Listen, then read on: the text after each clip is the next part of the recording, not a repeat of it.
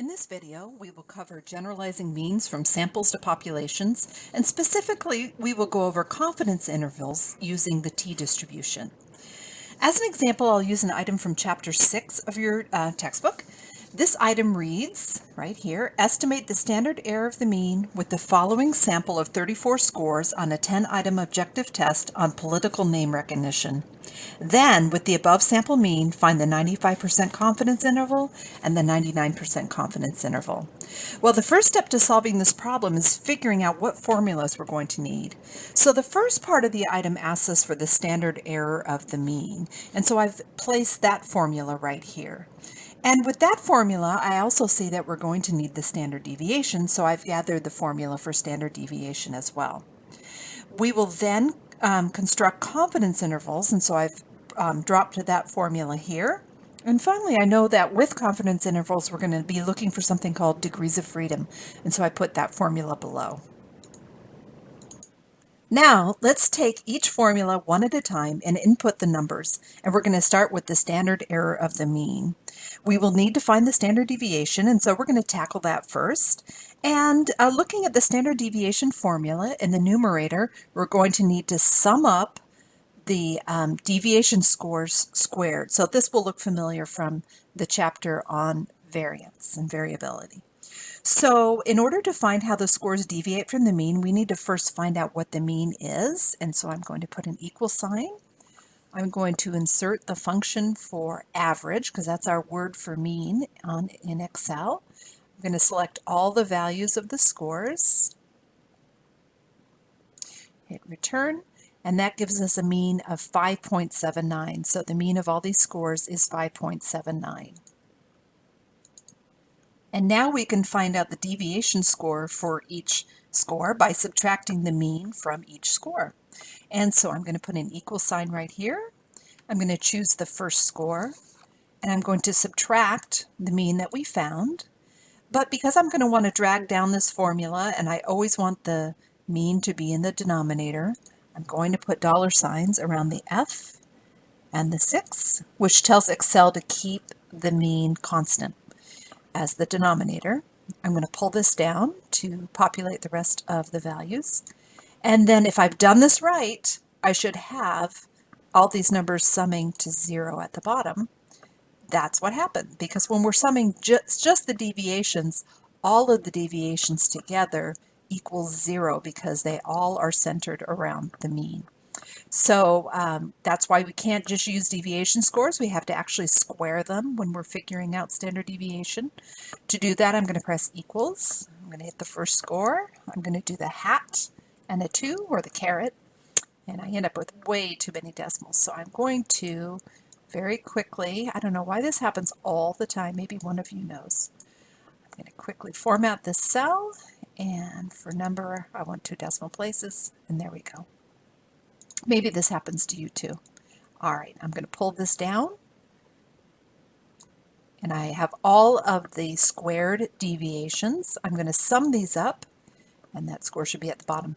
So the sum of our squared deviations is 135.56. So that is going to be the numerator in this part of the standard deviation formula. So let's figure out the rest of it. I'm just going to call this STDEV.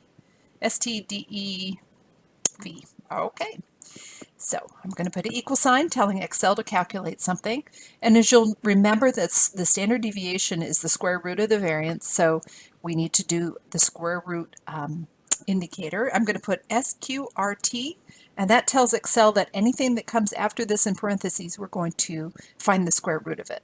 So in parentheses, I'm going to take our numerator that we found. I'm going to put it over our denominator, which is n, and we know our n is 34, so I'm just going to type in 34. And that gives us a standard deviation of 2. That's our standard deviation for this sample.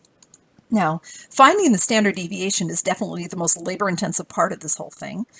So let's see what other numbers we need for the standard error of the mean. First of all, I'm going to put in just SEM, even though that's not the official abbreviation. We're going to put that standard error of the mean. And it looks like we need, for the standard error of the mean, the standard deviation over the square root of n minus 1. Well, we have everything now, so we're going to plug this in. Equals, and I'm going to select the standard deviation as the numerator, over, and again we're going to put SQRT because we want to have the square root, and then we know our n is 34 minus 1, and that gives us a standard error of the mean of 0.35. And now that we have an estimate of the standard error, we can calculate our various confidence intervals. Remember that with confidence intervals, we're saying, for example, that there's a 95% chance that the true population mean falls within two different score values. And so for this, we're going to turn to our T formula, which says that the confidence interval is equal to the mean plus or minus the t-score times the standard error. We already have the mean and the estimated standard error, so all we have to do now is find t. In order to determine our t, though, first we need to find the degrees of freedom. And the formula right here for degrees of freedom says that it is n minus 1. So I'm going to put df here equals our n of 34 minus 1. Our degrees of freedom are going to be 33 degrees of freedom. And next we look at the t table in the back of our textbook to find our value of the t. The table we're interested in, I'm going to pull it up right now, is Table C, critical values for t levels of significance for a two-tailed test. There's also a table for a one-tailed test, but we're going to use the two-tailed test for our homework this week. So to determine our t-value, we need to look for the row with the appropriate degrees of freedom and select the t-score at our desired level of significance. So the level of significance, or alpha, is equal to 1 minus the confidence level. So let's go back and see. We were first going to look at 95% confidence level. So 1 minus 95 equals an alpha of 0.05. So we're going to be looking in the column that says 0.05. And as a reminder, our degrees of freedom are 33, so we're going to look for a row of 33. Now, as you may have already seen on the table, it jumps from 30 to 40. And so in this case, you're going to select, you could select 30 or 40, and the difference would be minuscule. But it is advised that you select the degrees of freedom that's lower in order to have a higher t-value. And so 33, I'm going to select a degrees of freedom of 30. And I'm going back up again. We have a significance level of 0.05. And so our t-score for the 95th percent confidence interval is going to be 2.042. Okay, let's go back and plug in 2.042. Don't let me forget that number. Okay, so our confidence interval is going to equal our mean, which we already determined, and the lower end we're going to use a minus sign.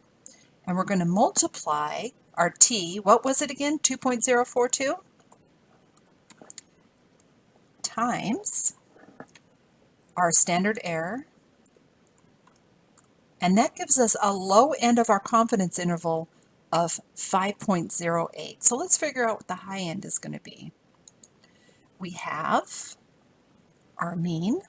This time we're going to say plus, and in parentheses, 2.042 times our standard error, and that gives us a high end of our 95% confidence interval of 6.5.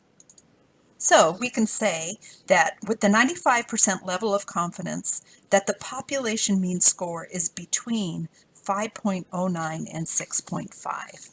So we can also calculate a confidence interval for other levels of confidence as well. So for a 99% confidence interval, we go back to our table, and this time 1 minus 99 is going to give us 0.01. So the second to the last column is the one that we're going to be looking at if we want to have a 99% confidence level. And so we're still going to use 30 degrees of freedom because that's what we used for our sample. And this time our t-value is going to be 2.750. So I'm going to plug and chug that in. Okay, we have equals the mean. We're going to start with a minus for the low end, 2.75 times the standard error, and that gives us a low end of 4.84.